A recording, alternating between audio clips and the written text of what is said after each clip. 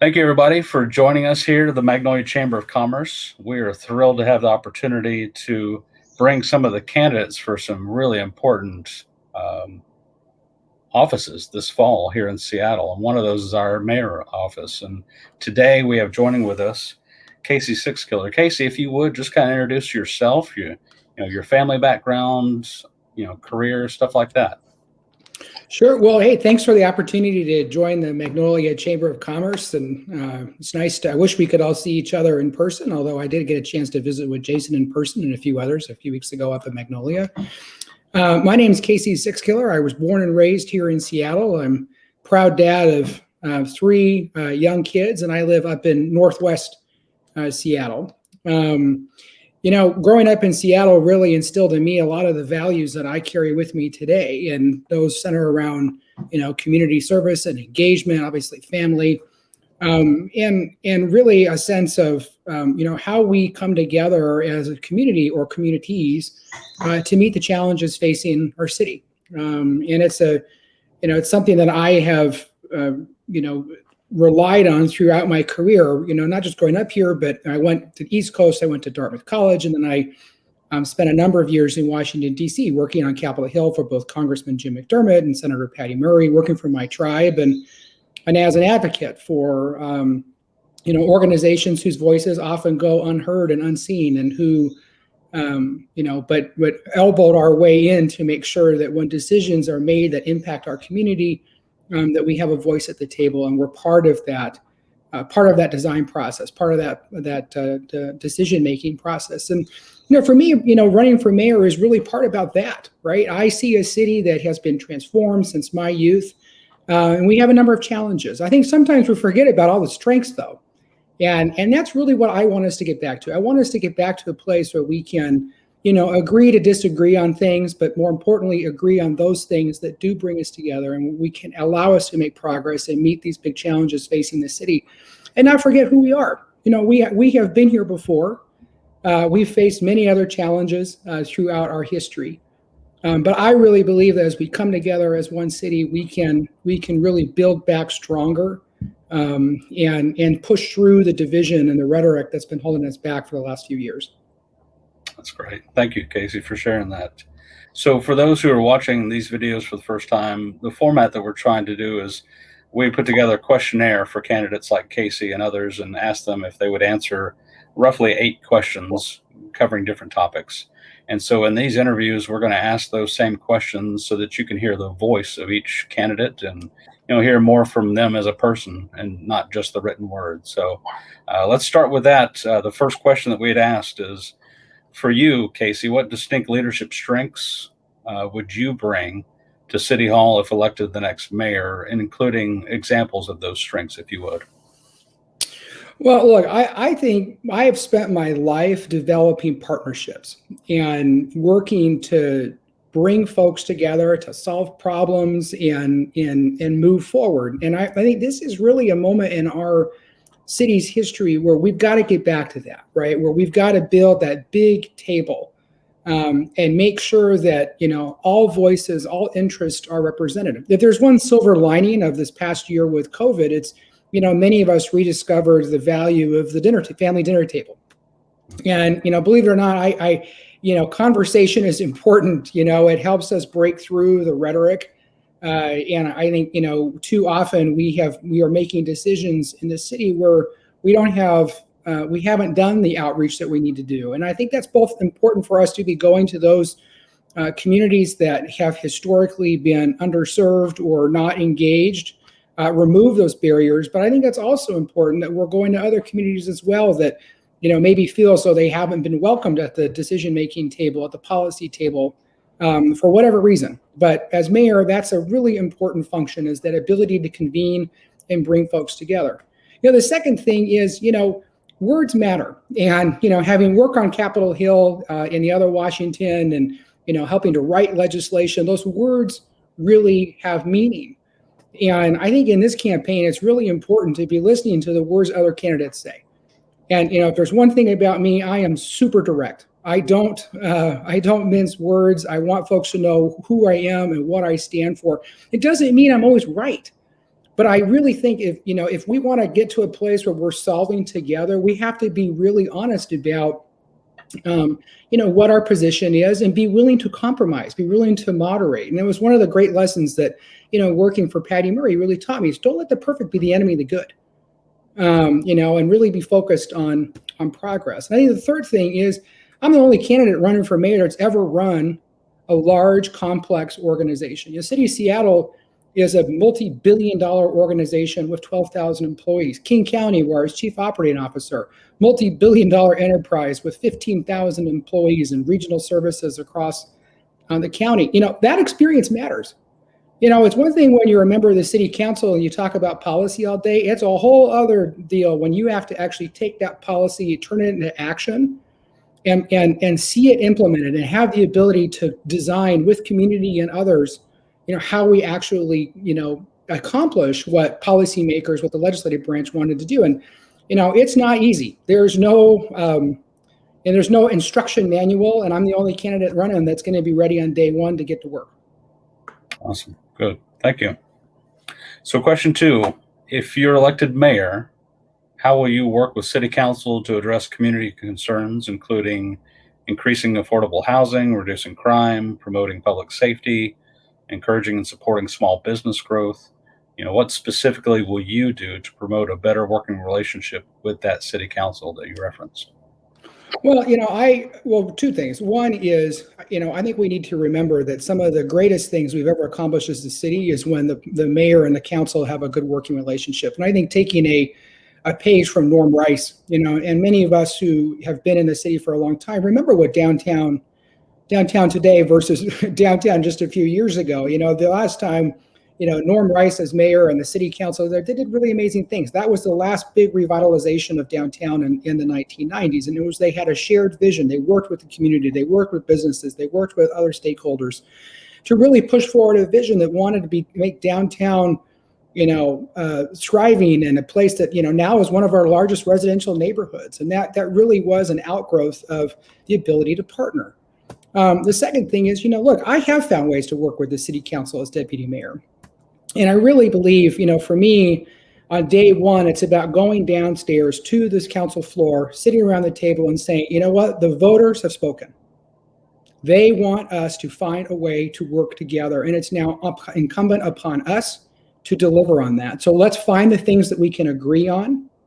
Let's share in that work. And let's go out and show our city that we can get it done. And I really, in my life, I've never been disappointed by sitting down with folks, even those I don't agree with, even those that don't agree with me, and saying, hey, let's agree on this one thing. Let's build that relationship and then let it grow, expand from there. But I think, who's elected mayor does send a very strong signal to the council about which direction we want the city to go and the manner in which we want the council and the mayor to have a relationship that's productive and successful for everyone. Awesome. Thank you.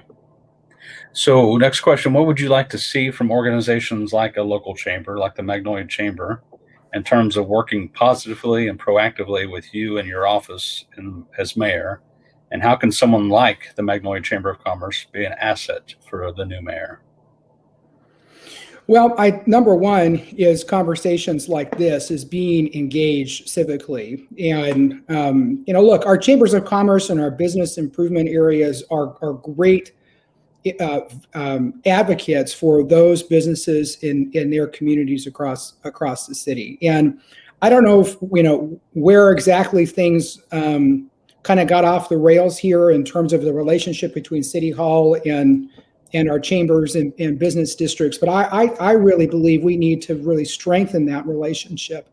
And I mean that both in terms of, the mayor being out in community, meeting with small businesses, meeting with these organizations. I just did a walk last week in Ballard with the Ballard Alliance and met with businesses up and down Ballard Avenue to really see about, how they've channeled that, entrepreneurial and innovative spirit that makes Seattle such a special place. And we need to do more to encourage that, to spread that knowledge around other parts of the city, not so, so it happens with intentionality and doesn't just sort of happen by happenstance organically. And you do that by, again, by creating intentional conversation, right? For me, getting out of City Hall and getting out in a community and building that diverse table so that we can share those, share those success stories, those business case studies that we can then apply to advance our agenda across other parts of the city. And I think it's also about, small business owners are not just small business owners, right? They have got families, they care about schools, they care about transportation. And I really think, we got to start breaking down some of these silos, and rather than sort of saying, okay, well, you're only going to be in the room when we talk about business issues. It's like, no, small business owners care about a whole array of issues. And I think it's important that we don't just sort of assign labels and stick to those labels, but actually bring you in and have you, again, be part of that design process as we move forward. Thank you. So let's transition a little bit over to public safety. So recent years, we've seen several of these types of issues pop up, including, not limited to, but including things like property crime, effects of drug use, RVs parked in the neighborhoods. What do you see as chief cause of some of these challenges, and how would you propose to work with organizations like local chambers of commerce, Seattle Police Department, homeless advocates, and others to work on addressing these? Well, I honestly, I think one of the most important things in order for us to actually, address these issues, we have to be really honest with everyone that they're occurring. And I as a candidate, and frankly, as a father of three, I'm sort of over, the excuses that tend to be made to explain why someone has committed a crime or why someone is causing harm in our community. That isn't to say that, I'm not suggesting that we criminalize homelessness by any stretch of imagination, but I do think we need to quit sort of homogenizing all of these things and really be very intentional in cohorts so that we can apply the right solutions to address those specific needs, right? Number one is we have to enforce the laws on the books. I did a walk in downtown Seattle just a month and a half ago along 3rd Avenue, open air drug market right in front of me, 2:00 in the afternoon. That is not okay. Right. But those are things, and we can do something about that. But it also means, we have to have a city attorney that's willing to file charges, or King County prosecutor. We have to have a jail that will bring folks in. And we have to have judges that will hold folks so they can be held accountable. At the same time, as you look at 3rd Avenue, there's a ton of addiction going on. And so we, obviously have got to do more to fill the gaps that exist from the state and the county and the feds to get services to those folks that need them, whether it's behavioral health or mental health. And again, but we have to be, laser focused on that and on those very intentional strategies.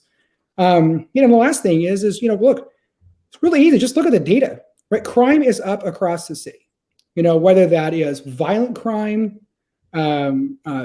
guns, arson is up over 180%, car theft is up over 15%. It's really tough to enforce the laws when you're down 300 cops. And that's the fact of the matter is we're down 300 cops over the last 18 months. I did an interview recently and I said, look, I don't think there's really not a question of whether we need to hire more cops. We need to hire more cops. The question is, who are we hiring and what are we hiring them into? And I think if we can sort of get over the hump of understanding that we need to have a force that can actually, go through that transformation we want them to, both culturally and operationally, well, we also have to invest in it as well. We can't keep sort of robbing Peter to pay Paul here, because we have to continue to increase those alternatives to an armed police response, but make sure that we also have a police department that, is a slice of a community safety approach, but maybe not the whole thing. So just to say it again is, I think we need to hire more cops. We need to be more intentional about who we're hiring and really push forward with the next chief and the next contract, the SPD that we want. We have to invest in community organizations. But again, we have to be real about what the conditions are, what our daily experience is as residents and businesses across the city. And I think draw a line and say, it's not okay. And quit making excuses and just start going and getting it done. I actually don't think it's that hard. We just need to have the backbone to go do it. Thank you. So switching over to infrastructure, and since we are the Magnolia Chamber of Commerce, this is Magnolia-centric here.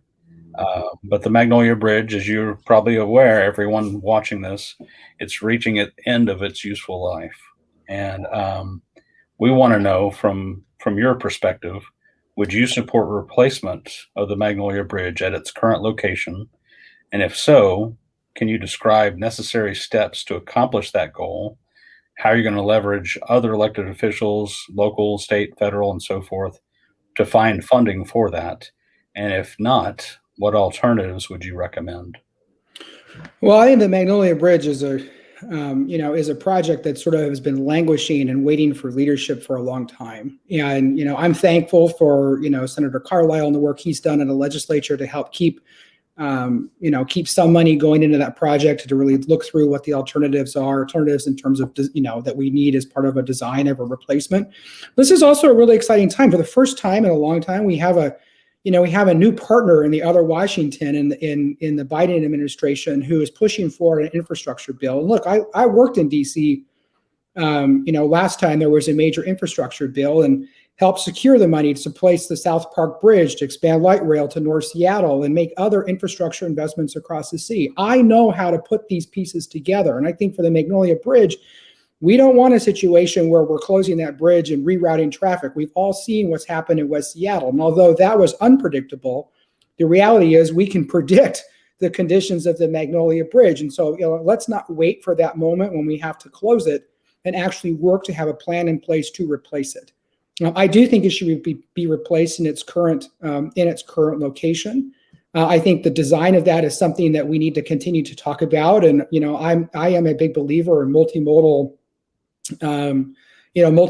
approaches to infrastructure, because these are multi-generational investments, as everybody knows from the Magnolia Bridge. So, but at the end of the day, we gotta get to the work putting money in the pot here, so we can actually have a real project to be talking about. And so, as mayor, we've got the levy coming up here in just a few years. Again, we've got opportunities in DC that we haven't had for a long time. And I just think we have to be really intentional about understanding that is a project. Bridges are expensive. They are very expensive, but they are doable. And we've done it around other parts of the city and the county. And we just need to apply those same lessons here and work in partnership to do it. We can't fund it alone by the city. We know that. But what we can do is be strategic and smart about how we design the project and how we go capture the money. And I'm committed to doing that. Thank you. So our last three questions will all kind of center about the topics of workforce and a post-COVID economy. So the first of those three, how would you as mayor work with local chambers of commerce to ensure thriving business development in neighborhoods like Magnolia? Well, look, my vision. I'm a neighborhood guy. Okay, I think our neighborhoods is what makes up part of the special sauce of Seattle, and that's obviously informed by me growing up here, and I've spent plenty of time over the years and in Magnolia and understand the unique nature of the village there and the work that the chamber and others have been doing to make it even better than it was. But for me, it's sort of understanding that we need to invest more in our neighborhoods, and so they all have sort of unique characteristics that make the neighborhood their own, but at the same time have actual have all the amenities that neighborhoods need, right? Which is fast and reliable transit, it's housing choices, it's support for the innovative uses of space for small businesses. Again, I look at what you've done in Magnolia. I look at what Ballard has done along Ballard Avenue, and I really think, hey, why aren't other parts of the city doing that to attract businesses, to attract customers, to make it walkable, to make it accessible? It has to be safe.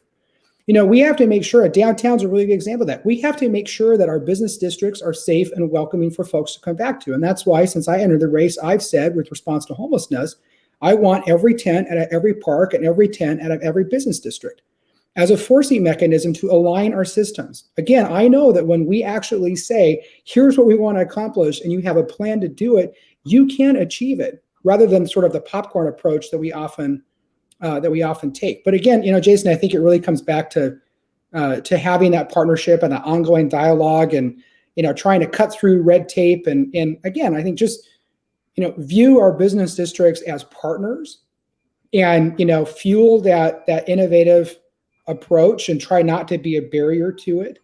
And I think not apply a one size fits all. I really believe that as we've seen such massive transformation of our city we got to make sure we retain the unique characteristics of each of our neighborhoods. Awesome. So what steps would you take to help revitalize the Seattle economy and help rebuild downtown and key business districts throughout the city? Well, I think one of the coolest aspects of being the mayor of Seattle is you're the chief marketing officer of the city. And this is something I get really excited about. I want businesses to be here. I want to create jobs. And, I think one of the things that's really been lost in all the rhetoric of the last few years is, our big employers, they didn't move here. They grew up here, right? They were small businesses that became global enterprises. And that, that is something for us to celebrate. At the same time, they support hundreds of small businesses and employees across, small business is the largest employer in our city.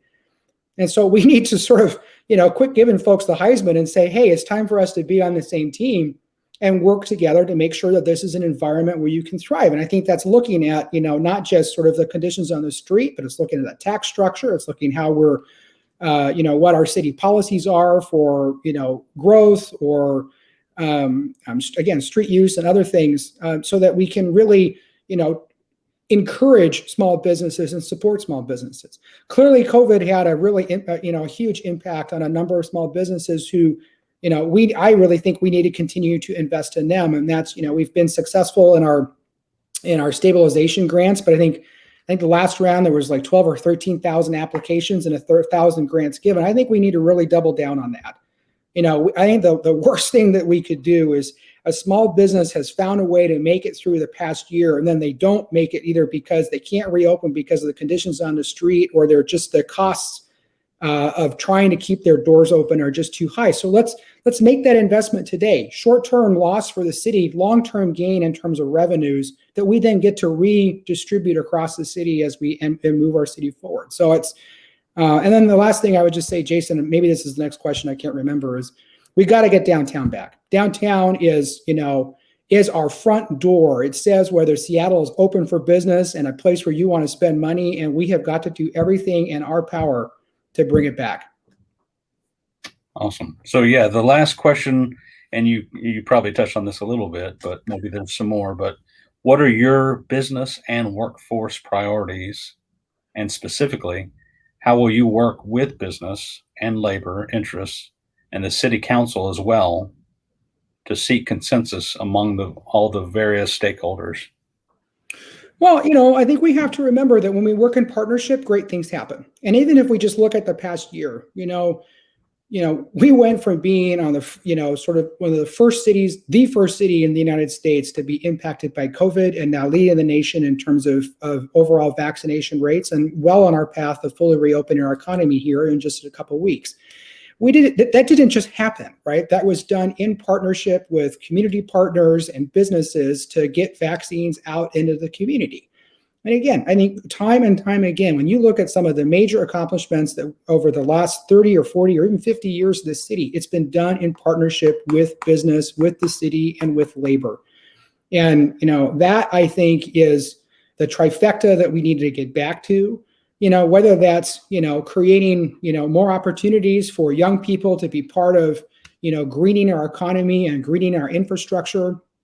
I really believe that the more we lean into to green energy and green infrastructure, it creates not only an opportunity for us to address and meet our climate goals, it creates an opportunity for us to recruit and grow businesses that want to thrive in a green economy.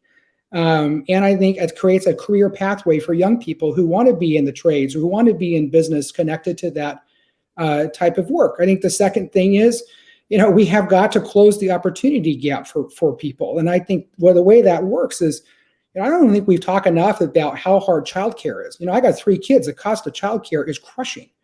And over the last year, more women left the workforce because they had to fit, for, a variety of reasons, but one of which was childcare, both the cost of or lack of availability of. And, I want a city where we are removing the barriers for folks to be in the workforce, creating the opportunities for their families for the future. And that's why I've proposed to expand city-funded childcare cost, and cap the cost of that childcare, even creating a matching program where we're helping to incentivize small businesses to provide childcare as a benefit.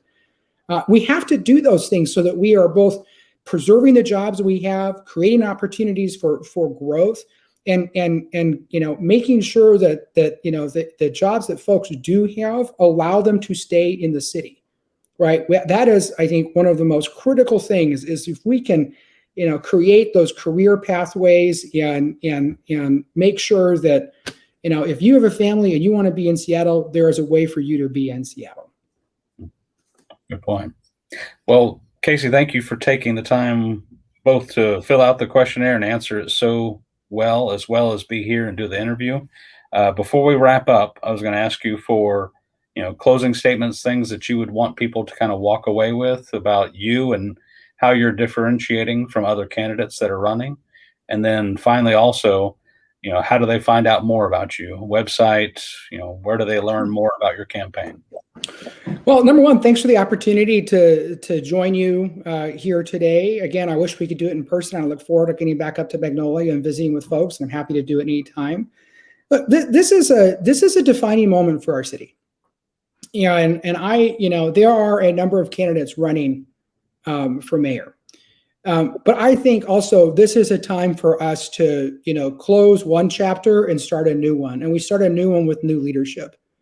Because the fact of the matter is a number of these candidates running, they've been in elected office before. They have contributed to a number of the policies that we're trying to figure out how to correct, refine, or throw out in order to move our city forward. And as I said before, words matter. I think this is a moment where when I talk to voters, voters want to see action, right? And we need to get out of the sort of, endless rhetoric and slogans and just get back to the basics of making government work, of focusing our decision-making and our policies and our investments on the daily experiences of our residents. We can all share the North Star of utopia, yeah, but we still have to have a plan to get there that's transparent, accountable, and I think importantly, achievable. And so for me, I've been very clear, I am not going out and promising all things to all people. I want us to get back to the basics, and when we get those right, then we can move on to priorities 4, 5, and 6. But we got to, we obviously have to address homelessness. We have to address community safety, and we got to make sure our small businesses are moving from surviving to thriving and hiring. That creates the opportunity for us to have a really vibrant, resilient Seattle that we can all be proud of. So I'm excited about that, and I am looking forward to getting to work. And if you want to learn more about me, check me out on my website. It's Sixkiller4 Seattle.com.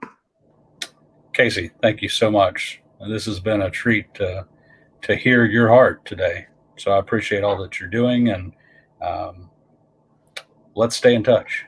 Thanks so much. Remember, Seattle's worth fighting for, so let's go get it right. Thank you so much. Have a great day. Thank you.